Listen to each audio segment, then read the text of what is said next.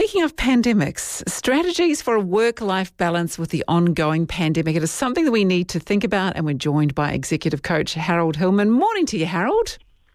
Good morning, Mel. So, do you reckon COVID, it's reshaped the way that we need to look at the work-life balance thing, don't we? It has reshaped this whole concept around work-life balance. Last week, we talked about some emerging trends in how organizations are developing their leaders now. And two of those emerging trends was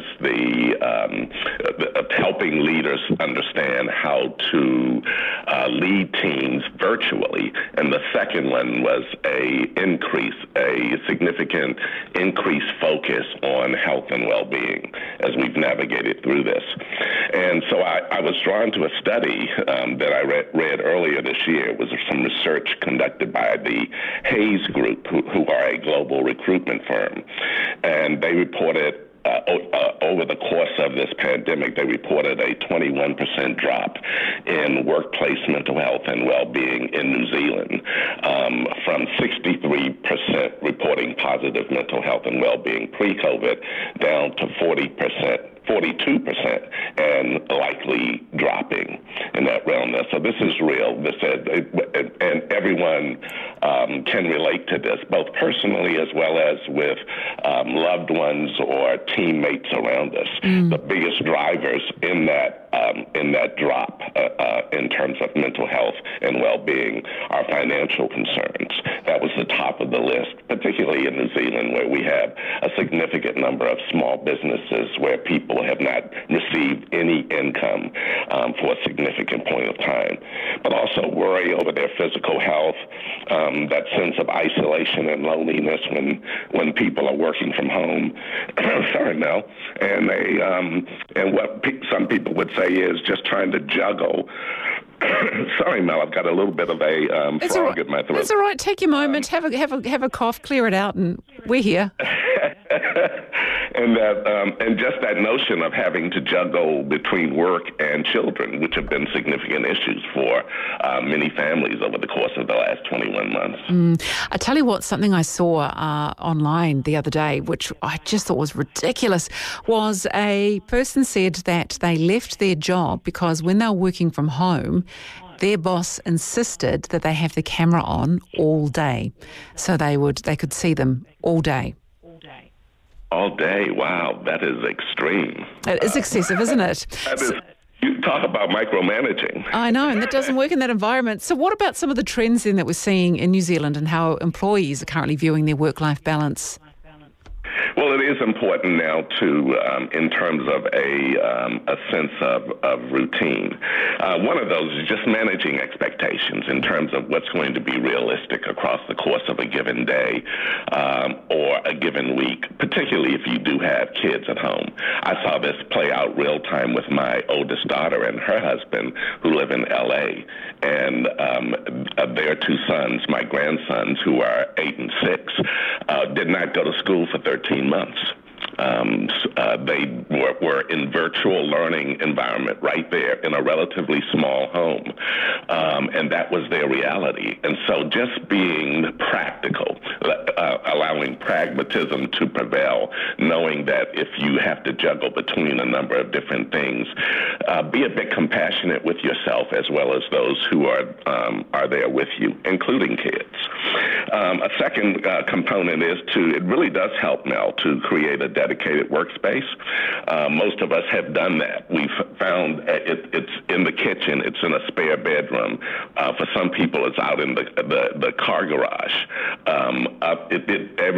It's a space where when you sit down in that chair, psychologically, your brain then snaps into that work mode.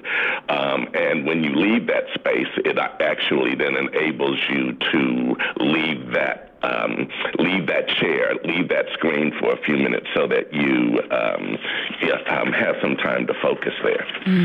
Mel, it's also important to take regular breaks. And you and I and many people will have experienced this, particularly last year where we were still getting used to this whole notion of sitting in front of a screen. It can be daunting. So just like at work where you get up and go and get a coffee or breeze by someone's desk to have a conversation or those types of things. It is important to, I call it allowing your psyche to breathe, as opposed to it just being full-on pressured. The problem with those kind of breaks at home, though, is that those breaks can tend to be, I'll take a break and go and put a load of washing on. Exactly, and so it still feels like it's full on sometimes, and so for some people it really, literally might be a 10-minute walk around the block, or something like that. Turn some music on, something that, again, using that term, allowing your psyche to breathe, to allow you to detach for a bit, just to have a little bit of a breather around that. It's also important to establish transition times. Now, and when I saw this in the article, it made me think back to when I lived before I moved down to Manhattan, I lived in Connecticut, and I drove to Manhattan. This was back in the 90s, and the drive was an hour. And that hour, when I was driving to work, it gave me an opportunity to put my head into the day.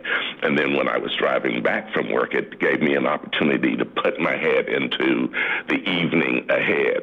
And for many people, those transition times have decreased. And so it is important for people to just get into establish what's work and establish what's home, and be fully present in both spaces. Around that. And to the point I made a little bit earlier, Mel, just establishing routines, which are important. Routines do create a sense of certainty. Anxiety is often fueled by uncertainty, or the fear of the unknown, and those types of things. And so one of the ways to mitigate angst and vulnerability are oftentimes just to lock into a specific routine where you're psychologically and physically, these are signals that suggest that you're now finished with work, you're now going to spend time with the kids.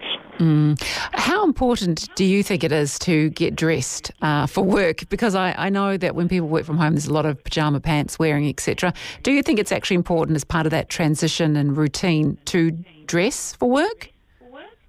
I do. I have some clients who are doing that specifically, and that is in terms of that transition to work and away from work, actually are being a bit more formal on the screen, as a sense of, this is me getting ready for work.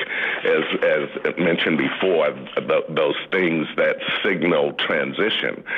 Pre-COVID, one of those things that signaled transition from work back into your home environment was getting out of your work clothes. And so there are some people who are using that as a bit of a strategy to say, okay, now I'm in a T-shirt and jeans. Now I'm going to hang out with my family or go for a walk or things like that. Because it's very easy when you are working from home to let all of those standards slide, isn't it? And just roll out of bed in your T-shirt that you slept in and continue wearing it for the rest of the day. That's right.